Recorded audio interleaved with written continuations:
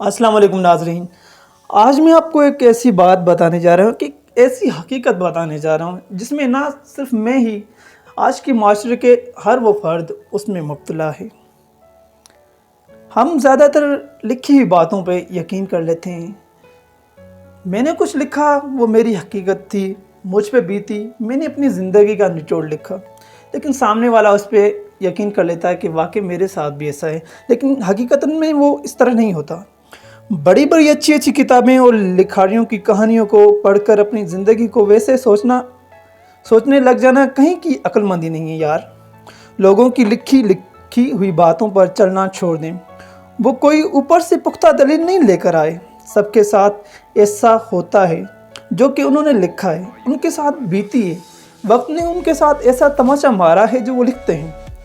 لوگ اپنی زندگی کا نچوڑ لکھتے ہیں میرے عزیز، آپ اس کو پڑھ کر اپنی زندگی سے ملاؤ گے تو غلطی آپ کی ہے۔ اس کی اپنی تقدیر تھی، تمہاری اور میری اپنی تقدیر ہے یار، تم نے خود بنانی ہے، میں نے خود اپنی تقدیر بنانی ہے۔ میرے پہ جو بیتی میں وہی لکھوں گا۔ اپنے لیے خود لکھو اور اس پر عمل کرنے کے لیے اپنے آپ کو لگا دو۔ ہاں، تکلیفیں بھی ملیں گی، محنت بھی لگے گی، کوشش بھی خوب درکار ہوگی، لیکن تم وہ پاؤ گے جس سے تم پچھتاؤ گے۔ چانس 0% سے ہوگا، تو چانس 0% سے شروع ہوگا۔ چانس لیں یار زندگی میں آگے بڑھنے کے لیے۔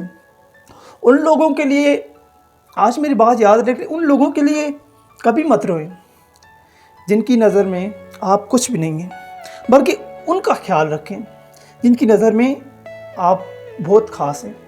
گئے ہوئے وقت کو یاد کر کے رونا، پچھتانا، خود کو برباد کر دینا، یہ کہیں کی عقل مندی نہیں ہے میرے عزیز۔ جو ہے وہی آپ کا، آج جو آپ کے پاس ہے وہی آپ کی دنیا ہے، وہی آپ کی زندگی۔ اللہ نے جو کوئی چیز آپ سے دور کر دی ہے وہ آپ کے حق میں یقیناً بہتر نہیں تھی، میرے یہ گارنٹی ہے۔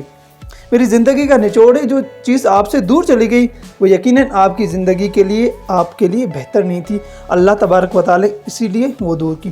جو آپ کے پاس ہے نا، یقیناً اگر آپ اللہ کا شکر کرو گے تو وہی آپ کے لیے بہتر ہے۔